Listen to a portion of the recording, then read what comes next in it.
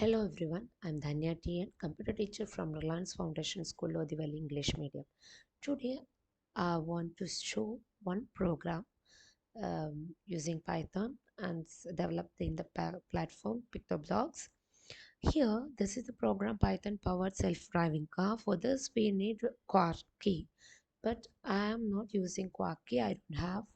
So here, instead of that, by using the sprites car and some using cards I'm going to show you how it works simply. Okay, self-driving car, that's without any simulation, how it work, right?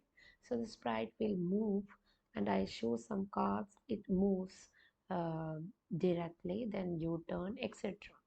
So that I'm going to show you. Here the card is the sprite recognition cards we use, and for left turn, right turn, everything is written. Okay, set direction -20 means opposite direction. Okay, minus values for opposite direction. So this is the program that I'm going to run all these.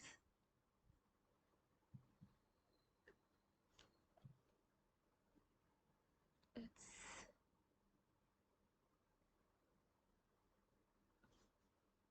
go, it's detected, right?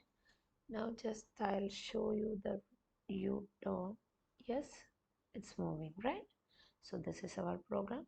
Everyone try this program. Okay, thank you.